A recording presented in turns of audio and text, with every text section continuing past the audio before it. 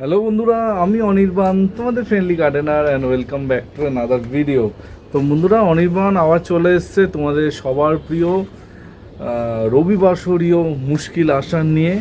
আর আজকের মুশকিল আসানে থাকছে প্রচুর তোমাদের পাঠানোরই প্রশ্ন, যেগুলো উত্তর আমি কিন্তু আজকে তোমাদের সামনে দেব।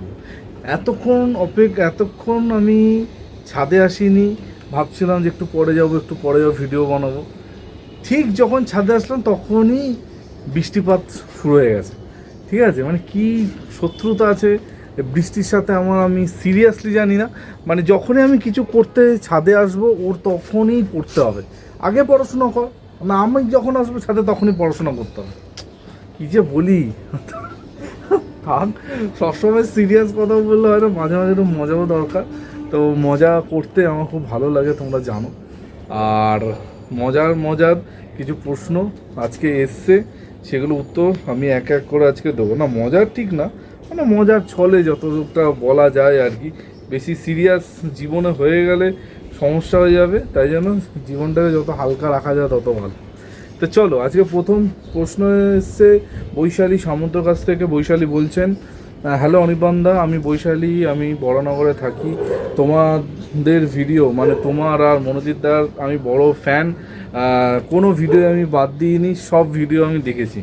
আমার এখন একটা জানার বিষয় হচ্ছে, এই বর্ষার মধ্যে অর্কিডগুলো কি বৃষ্টির জলের মধ্যে একদম বার করে দেবো, নাকি সেমি শেডে রাখবো, যদি একটুখানি জানাতে। আমরা গরমের সময় একটা ভিডিও করেছিলাম, মানে বর্ষার আগে আবার একটা ভিডিও খুব তাড়াতাড়ি তোমরা দেখতে পাবে।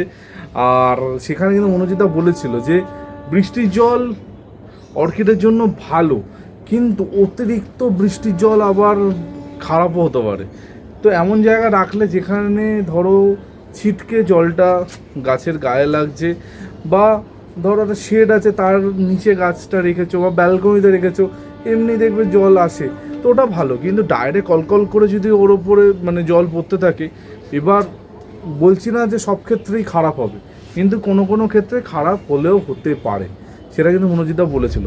তো একদম ডাইরেক্ট জলের মধ্যে বার না করে দিয়ে একটা ওই ব্যালকনি বা সেমিশের জায়গায় রাখলে ভালো, যেখানে বৃষ্টির জলটা ছিটকে ওর গায়ে লাগবে।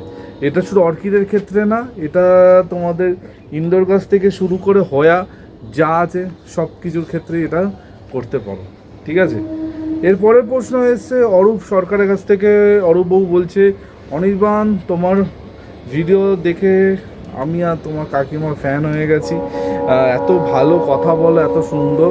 সত্যি কথা বলতে খুব বেশি দিন তোমার ভিডিও দেখা শুরু করিনি, কিন্তু অল্প দিনেই তোমার কিন্তু বড় একজন সাপোর্টার আমি নিজেকে মনে করছি। অনেক অনেক ধন্যবাদ, অনেক অনেক ধন্যবাদ কাকু। তো আমার একটা জানার বিষয় হচ্ছে, তুমি কিছুদিন আগে তোমার বাগানে রেন লিলি দেখিয়েছিলে, তো এই বর্ষার মধ্যে কি রেন লিলি বসানো যাবে? আমার কাছে একটাও রেন লিলি নেই, কিন্তু একটা সেলারের কাছে খোঁজ পেয়েছি যে রেন লিলি সেল করে। তো যদি তুমি বলো তাহলে তার থেকে কিছু রেন লিলি আনিয়ে চেষ্টা করব। হ্যাঁ, নির্দ্বিধায় বসাতে পারে, কিন্তু মানে ফেব্রুয়ারি মার্চ মাসে যদি বসানো হতো তাহলে এই সময় অনেক বেশি ফুল আপনি পেতেন। কিন্তু এখন যদি বসান না, তাহলে সেই ফুলের সংখ্যাটা হয়তো অত পরিমাণে আপনি পাবেন না, কারণ গাছটা মাটির সাথে অ্যাডজাস্ট করবে, বড় হবে, তারপর তো ফুলটা দেবে। মানে বসানোর সাথে সাথে তো ফুল আসবে না। তো কিন্তু আপনি বসাতে পারেন, কোনো অসুবিধা নেই। এই সেম প্রশ্ন ধরে আমাকে বেশ অনেকে অনেক রকম গাছের কথা জিজ্ঞেস করেছে, এগুলো বসানো যাবে নাকি। নাম্বার 1 একজন জিজ্ঞেস করেছেন চাপা গাছ এখন বসানো যাবে নাকি। নাম্বার 2 এখন জিজ্ঞেস করেছে আম গাছ, জাম গাছ, মানে ফলের গাছ বসানো যাবে নাকি। আর নাম্বার 3 এক দিদি ভাই আমাকে জিজ্ঞেস করেছে, অনির্বাণ, এই বর্ষার মধ্যে অ্যাডেনিয়াম বসানো যাবে নাকি। তো একসাথে সবার উত্তরটাই দিয়ে দিচ্ছি। চাপা গাছ একটা বহু বর্ষজীবী গাছ, যখন খুশি বসানো যেতে পারে, মানে শুধুমাত্র শীত বাদে যখন খুশি বসানো যেতে পারে। তারপর বলবো সেটা হচ্ছে না অ্যাডেনিয়াম গাছ এই বর্ষার মধ্যে না বসানোই ভালো। বর্ষাটা স্কিপ করে বর্ষার পরে বসানো ভালো, কারণ বর্ষার মধ্যে বর্ষাতে গিয়ে বাই চান্স যদি শিকড়ে কোনো আঘাত লাগে, তখন কিন্তু ওখান থেকে একটা ফাঙ্গাস সৃষ্টি হলেও হতে পারে। তো বর্ষাটা স্কিপ করে আপনি অ্যাডেনিয়াম গাছ বসাতে পারেন। আর ফল গাছ নির্দ্বিধায় এখন বসাতে পারেন, কোনো অসুবিধা নেই।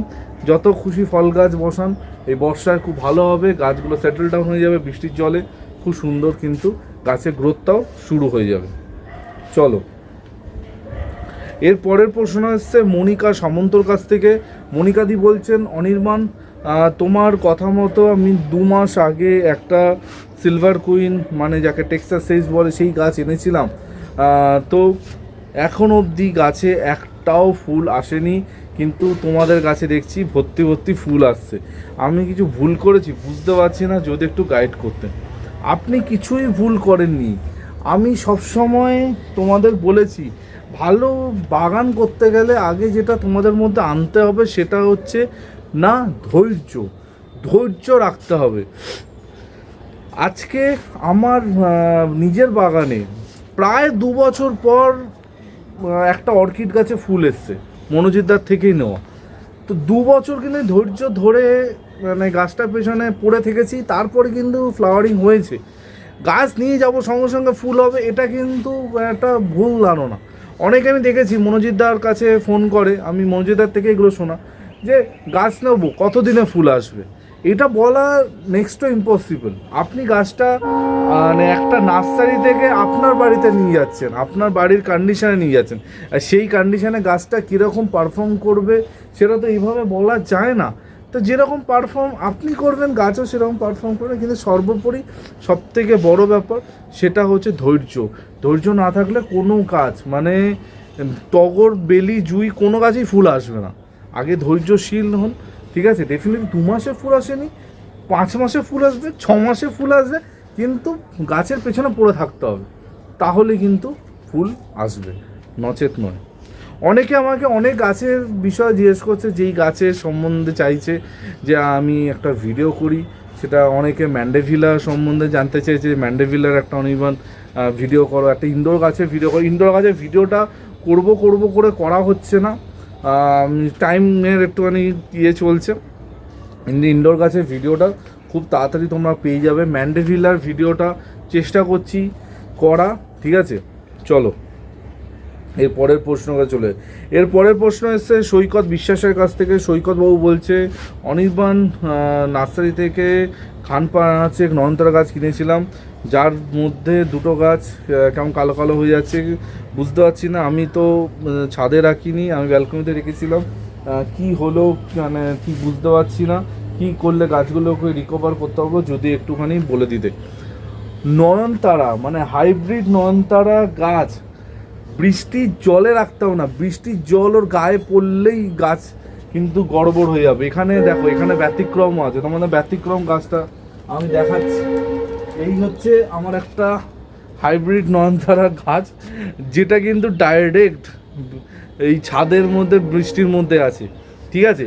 কিন্তু আমি তোমাদের কেন বারণ করি, দেখো আমি এতদিন ধরে বাগান করছি, আমি জানি এত দিন ধরে নয়নতারা করছি, আমি বুঝতে পারবো যে ওর কিছু সমস্যা হলে আমি সেটাকে রেকটিফাই করতে হবে। কিন্তু যারা নতুন হাইব্রিড নয়নতারা করা শুরু করে, তারা কিন্তু ওই জিনিসগুলো ধরতে পারবে না। কখন একটা পাতা কালো হচ্ছে ওটা দেখে কিন্তু তৎক্ষণাৎ ওর ওপর ব্যবস্থা নিতে হবে। সেটা যখন তুমি বুঝতে পারবে, তখন তুমি এরকম বৃষ্টি জল খাওয়াও, বৃষ্টির মধ্যে ফেলে রাখো, গাছটা কিচ্ছু হবে না। আরেকটা গাছ তোমরা দেখাচ্ছি নয়নতারা, দেখো বৃষ্টির জলের মধ্যে, ঠিক আছে? কিন্তু এই গাছটা পেছন এই দিকটা দেখো, এই দেখছো এই পাতাগুলো, এটা কিন্তু বৃষ্টির জলেরই হয়েছে। সামনের দিকটা এখনও ঠিক আছে, কিন্তু এই গাছটাকে যদি আমি স্টিল নাও এখনও এই বৃষ্টির মধ্যে ফেলে রাখি, গাছটা কিন্তু শেষ হবে। তো আমাকে কি করতে হবে, এই গাছটাকে আমি শেডে নিয়ে যাব, এই পাতা সব ফেলবো, এই যে শুকনো মরা ডালগুলো আছে কাটবো, কেটে ফাঙ্গিসাইড স্প্রে করব, তাহলেই কিন্তু গাছটা মানে থাকবে। তোমরাও কিন্তু এইভাবে বৃষ্টির মধ্যে রেখে নয়নতারা করতে হবে, কিন্তু চোখে রাখতে হবে। কোনো রকম একটা ফাঙ্গাসের লক্ষণ হলেই তৎক্ষণাৎ গাছটার উপর কিন্তু ব্যবস্থা নিতে হবে, না হলে কিন্তু গাছ বাঁধাতে পারবে না। আপনি ব্যালকনিতে রেখেছেন, ব্যালকনিতেও জল ছিটকে এসছে, তাই জন্য গাছটা ওরকম হচ্ছে। ইমিডিয়েটলি গাছটাকে শেডে রাখার ব্যবস্থা করুন, যেখানে একটুও বৃষ্টির জল আসবে না, সেই রকম জায়গায় রেখে গাছগুলোকে ফাঙ্গিসাইড স্প্রে করে গাছগুলোকে সুস্থ করুন। ডেফিনেটলি গাছ কিন্তু ঠিক হবে বা ঠিক হওয়ার পর্যায়ে যাবে। চলো এর পরের পরের প্রশ্ন এসছে সঞ্চারী করের থেকে। সঞ্চারী দি বলছে, হ্যালো অনির্বাণ, কেমন আছো? ভালো আছি। তোমার ভিডিও তো প্রতিদিন দেখি আর রোজ ভাবি তোমাকে কিছু জিজ্ঞেস করব, কিন্তু তোমার চ্যানেল একটু ফলো করলেই আর একটু পুরনো ভিডিও দেখলেই সব উত্তর পেয়ে যায়। কি জিজ্ঞেস করবো ভাবি, কিন্তু সবার মুশকিল আসানের প্রশ্ন দেখতে পাই, সবার নাম তোমার মুখে শুনতে পাই। আমারও খুব ইচ্ছা হয় যে আমার প্রশ্ন যদি অনির্বাণ একটা নিত। তো আজকে ফাইনালি একটা প্রশ্ন আমার মাথায় এসছে, যদি একটুখানি মুশকিল আসান করে দিতে। সেটা হচ্ছে পিস লিলি একটা গাছ তোমাদের দাদা অফিস ফেরত নিয়ে এসেছিলো। তো পিস লিলি গাছ অনেককে দেখেছি জলের মধ্যে করতে। তো জলের মধ্যে করতে হলে কি পুরো মাটি ধুয়ে তারপর বসাতে হবে? আর জলটা কীরমভাবে বসাতে হবে যদি একটুখানি বলে দিতে। ভালো থেকো, সবসময় এরকম থেকো। কে কী বলছে দেখার দরকার নেই, তুমি তোমার কাজ করে যাও। একদম কে কী বলছে কে কী করছে আমি দেখিই না, আমি তাকাইও না। যে যা করছে করুক, তার ব্যক্তিগত ব্যাপার। আর থাক এসব কথা।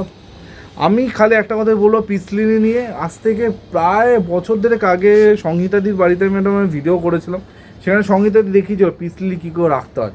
পিসলি শুধু জলের মধ্যে চুবিয়ে রেখে দিলেও মানে হয়, কিন্তু জলের মধ্যে রেখে দিলে গাছটা এরকম নড়বে। ঠিক আছে, মানে ওকে তাহলে সাপোর্ট দিয়ে রাখতে হবে, ওটা টাইট করতে হবে। তার জন্য দরকার কি না, লিকা বল দিয়ে যদি পিসলিলি রেখে তার মধ্যে জল মানে পট ইন পট ব্যবস্থা করতে হবে আপনাকে। মানে ডাইরেক্ট গাছটা ওর জলের মধ্যে চুবিয়ে রাখলে কিন্তু অনেক সময় শিকড় পচে যেতে পারে। কিন্তু আপনি লিকা বলের মধ্যে দিয়ে ওটাকে পট ইন পট টেকনিকে যদি পিসলিটা করেন, আপনি জলের মধ্যে পিসলিলি করতে পারবেন।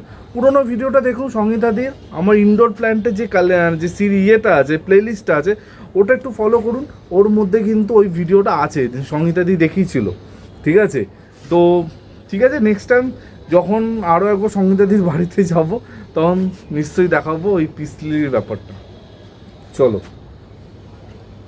এর পরের প্রশ্ন এসছে বিক্রম সরকারের কাছ থেকে। বিক্রম দা বলছে, অনির্বাণ, একটা সমস্যা হয়েছে চাপা নিয়ে। আমার 5-6খানা চাপা গাছ আছে, প্রতিটাতেই ফুল, কিন্তু একটাতে লাস্ট 1.5 বছর ধরে কোনো ফুল হয়নি।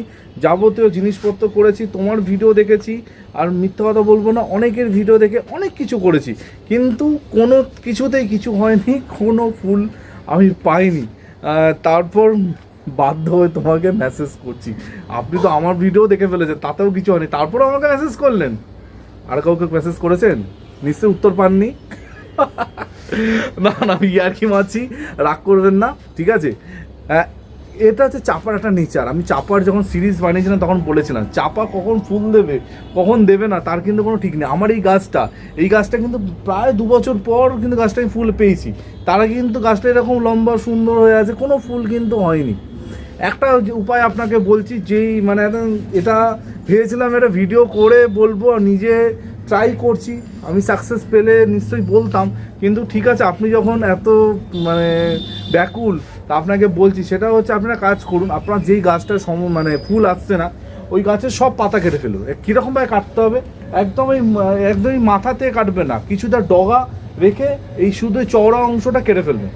যাবতীয় সব পাতা কেটে ফেললেন, কেটে দিয়ে তারপর ওর চারদিকে মানে টপ থেকে কিছুটা দূরে ধার বরাবর লাল পটাশ, আমি জানি না আপনার টবটা কত ইঞ্চি টবে বসানো আছে, যদি 10 ইঞ্চি টবে বসানো থাকে তাহলে 1/2 চামচ লাল পটাশ চারদিকে ঘুরিয়ে দিয়ে জল দেবেন। আর গাছটাকে একটু জলকষ্ট দিতে হবে, মানে গাছটাকে একটুখানি জলের অভাব করতে, যদিও সেটা এখন অসম্ভব, কারণ এখন বৃষ্টি বাদলার সময় জল কষ্ট করাটা অসম্ভব, কিন্তু একটু জল কষ্ট দিলে টানটা আসবে, গাছে ফ্লাওয়ারিং আসার চান্সেস হাই হয়। ঠিক আছে, এই জিনিসটা আমি নিজে ট্রাই করছি, আমি সাকসেস হলে নিশ্চয়ই আমি আমার গাছটা দেখাবো ডেফিনেটলি। তো তার আগে বলে দিলাম আপনি করতেই পারেন, কোনো অসুবিধা নেই। চলো, আজকের পরের প্রশ্ন এসে রীতা সর্দারের কাছ থেকে। রীতা দি বলছে, অনির্বাণ, প্রথমেই বলি আমার অনেক ভালোবাসা, অনেক আশীর্বাদ সবসময় তোমার সাথে আছে। হয়তো সবসময় তোমার সাথে কথা হয় না, কিন্তু আমি সব সময় তোমাকে ফলো করি, তোমার সব কথা, তোমার ভিডিও, তোমার পোস্ট, সব জায়গায় আমি কিন্তু সব সময় তোমাকে চোখে চোখে রাখি। এই ব্যস্ততার সময় এখন কথা বলার খুব অভাব হয়ে গেছে, কিন্তু আমার তখন সবথেকে বেশি ভালো লাগে যখন অনেক দিন কথা না হলেও একটা মেসেজ করলে তুমি তৎক্ষণাৎ উত্তর দাও, যেটা হয়তো অনেকের থেকে পাই না। তাই জন্য তো আমি অনির্বাণ, বাকিরা আমার একটা প্রশ্ন এসছে, প্রশ্ন আছে বাবা, একটুখানি উত্তর দিয়ে দাও তাহলে খুব ভালো হবে। সেটা হচ্ছে, এখন গাছে কি লাল পটাশ দিতে পারবো? আমার বেশ কিছু গাছে ফুল আসা বন্ধ হয়ে গেছে, যদি বলো তাহলে প্রয়োগ করে দেখতে পারি। ভালো থেকো, এরকমই সবসময় হাসি খুশি থেকো। হ্যাঁ, লাল পটাশ দেওয়া যেতে পারে, কিন্তু আমি বলবো ডাইরেক্ট লাল পটাশ না দিয়ে 0050 গাছে স্প্রে করলে বেটার রেজাল্ট হবে, ঠিক আছে? আর লাল পটাশও দিতে পারেন, অসুবিধা কিছু নেই, কিন্তু আমার মতে 0050 বা 13-045 বেটার কাজ করবে এখন, যদি আপনি ফুল পারপাসে গাছে কিছু করতে চাইছেন, ঠিক আছে? আশা করছি উত্তরটা পেয়ে আপনি স্যাটিসফাই হয়েছেন। চেষ্টা করি সবার প্রশ্নের উত্তর ফোনে, মেসেজে, কমেন্টে দিয়ে দেওয়ার, কিন্তু তারপরে কিছু প্রশ্ন থেকে যায়, আর কিছু প্রশ্ন এমন থাকে যেগুলো মুশকিল আসানের জন্য থাকে, তো সেগুলোই উত্তর দেওয়ার চেষ্টা করি। আর এই সময় দাঁড়িয়ে সব গাছে বেশি সমস্যা হবে না, কিন্তু তাও গাছে কিছু মিলিবাগের আক্রমণ হবে, এগুলো একটু চোখে চোখে রাখো।